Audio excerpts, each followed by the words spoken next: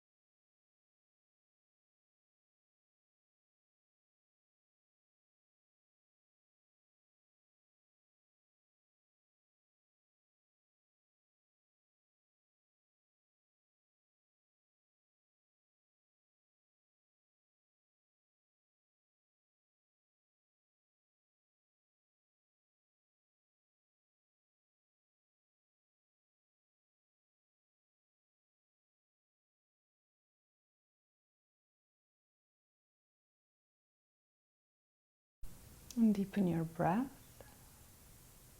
And use your left hand to return the head to center. Take a moment here, just settle in. And the next pose that we'll do is a revisit of thread the needle. Make your way onto your hands and knees. I'm just going to remove my blocks that I have here. Make your way onto your hands and knees.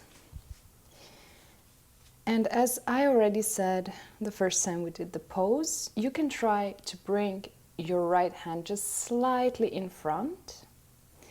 And then we are going to reach with our left underneath and out into the space, bringing the left ear to the mat. And then extend our right arm long in front of us. Keep your hips over your knees. And settle into this beautiful twist.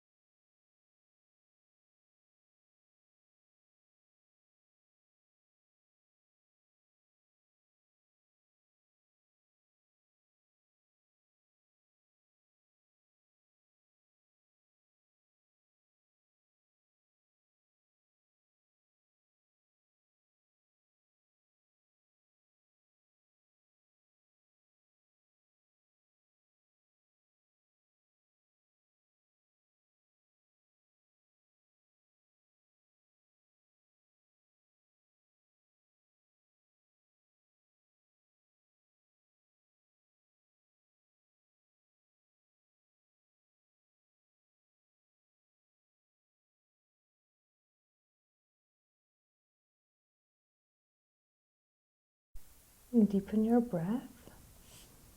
Walk the right arm in and press yourself back into tabletop. You can take a moment here before bringing the left palm just slightly in front to create more space. And then reaching with the right out into the space, bringing the right ear to the mat, and then extending your left arm long in front of you, creating length through your entire spine even as you twist.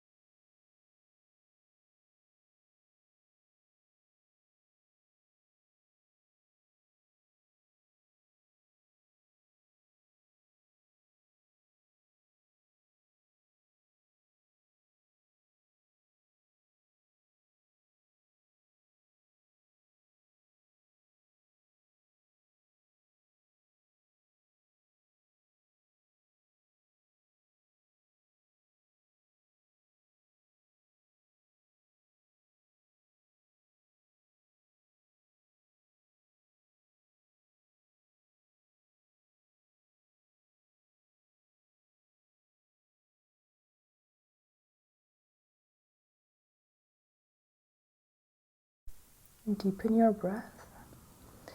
bring the left palm closer, press up into tabletop. You can do some cat-cows, even though this isn't really a yin yoga motion. Rounding your back on the exhale.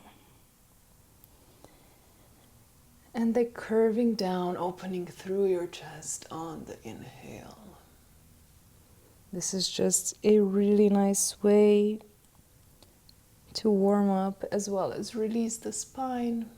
And even though it isn't really a part of yin yoga, it's a nice thing to do.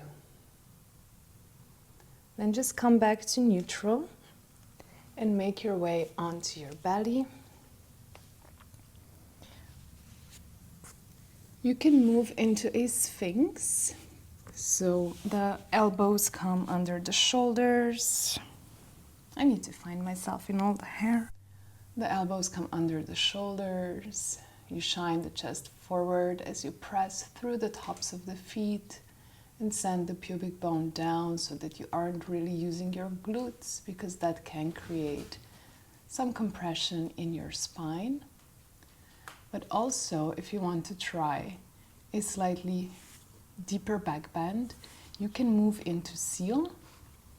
So for seal, hi Merkaba. For seal, you want to bring your hands slightly wider away from your body and press up. The closer in you have your hands, so for instance, if I bring them really close, the deeper the back bend, and we don't want that just yet. So keep them a very nice distance away from your body. You continue to press through the tops of your feet. Lower the shoulders so that you aren't collapsing in your shoulders. And just stay here, breathing through this lovely back bend, through the lovely chest opener, whether you are in seal like me or in Sphinx. Your body is getting the same benefits, so feel free to choose whichever pose feels best for you today.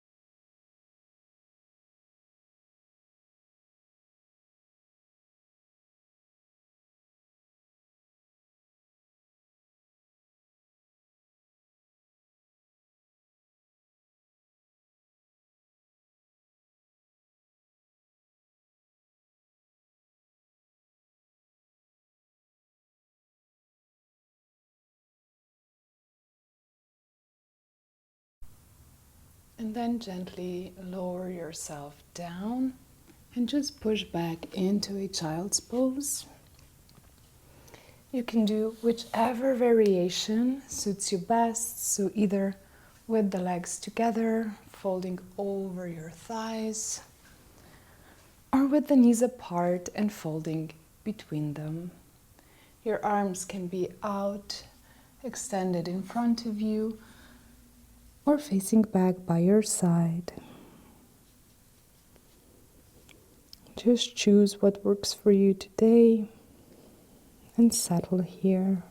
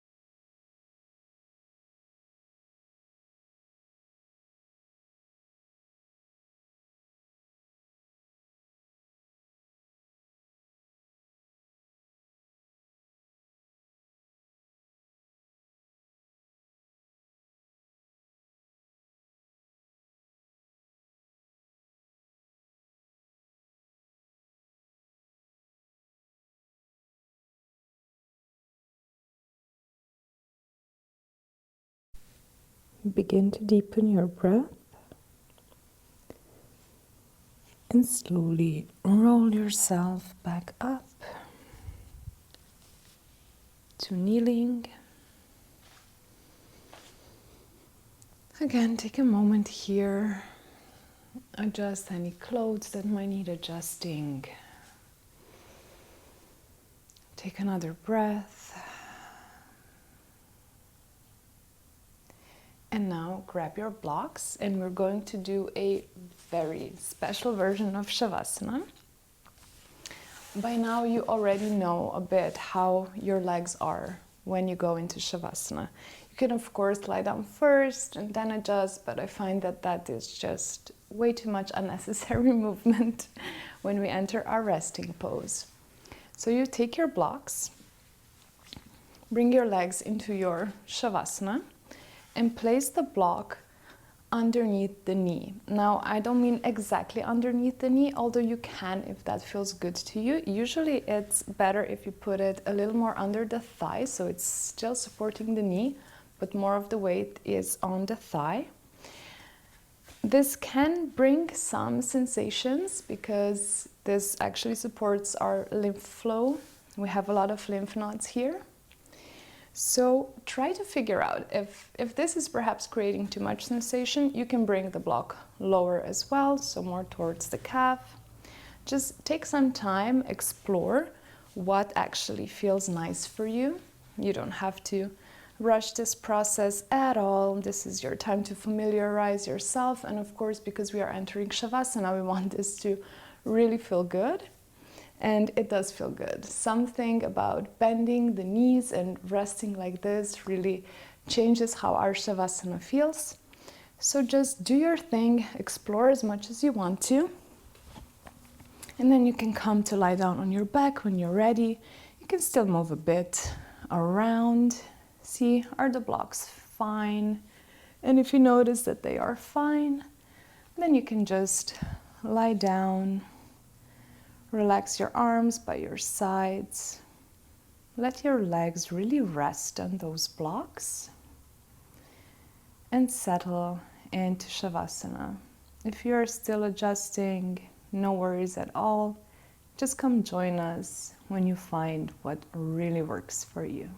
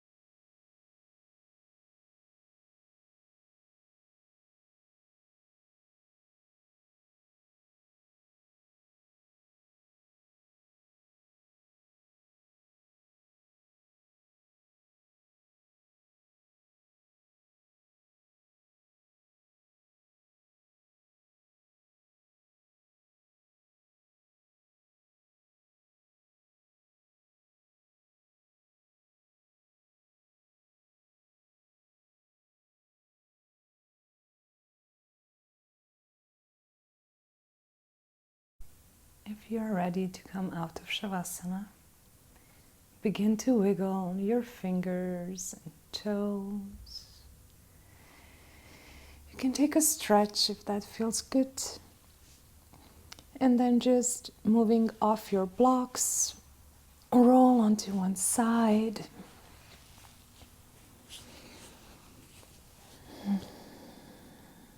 And then use your arms to press yourself back up into a seat. Place your hands together at the heart in Anjali Mudra. And just thank yourself. Thank yourself for the gift of yoga that you're giving to yourself. For coming to the mat. For treating your body. For loving yourself. For doing something absolutely wonderful. Thank you.